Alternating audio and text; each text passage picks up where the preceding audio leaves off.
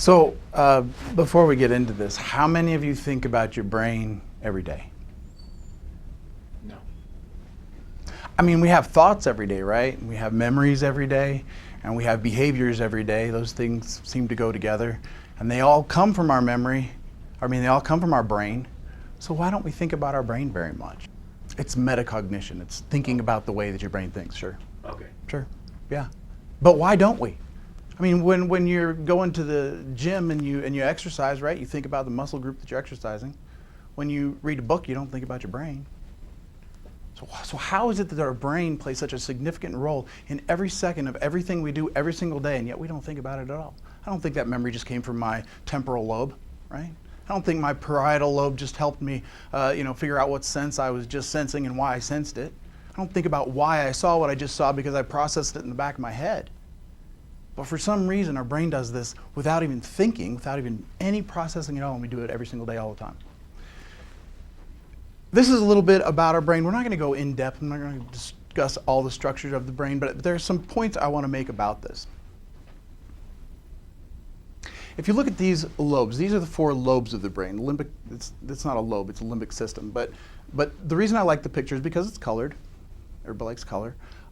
And it does allocate the different parts that are important in the processing of what we do. Okay? Our parietal lobe is the center part right on the top of our head, right? And that's where we take our senses, everything that comes through our senses, and we process it, and we try to understand what's happening.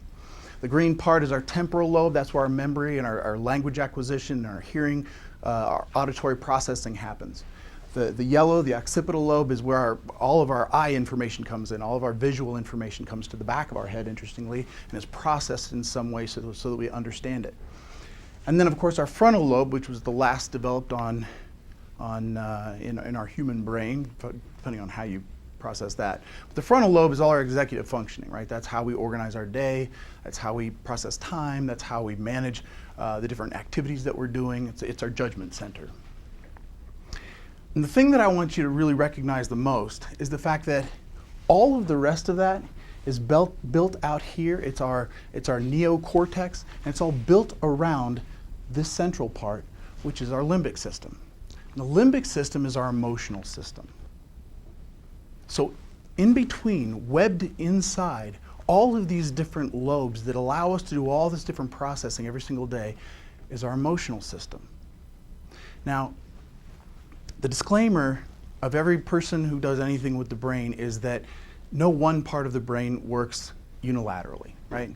One part of your brain does not control all the rest of your brain. Your brain works as a complete unit.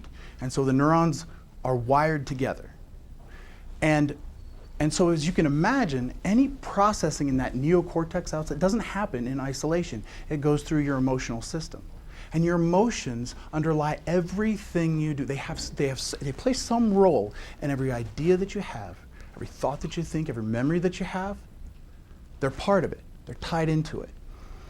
And your emotional system, your limbic system, the emotional centers, and these are all different organs associated with that. We can go into that, but we won't. Sit right on top of the brainstem. And the brainstem is what controls all the automatic things that our body does, right? Our breathing, our heart rate, our autonomic nervous system, the one that tells us fight or flight.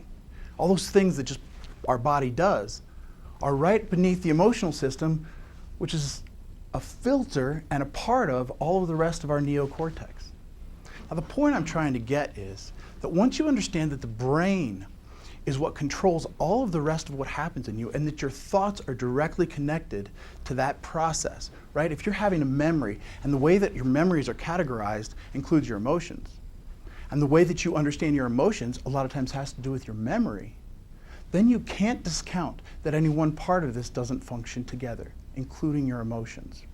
When we talk about emotional intelligence, what we're talking about is understanding the importance that our emotions play in everything that we do, whether you believe it or not.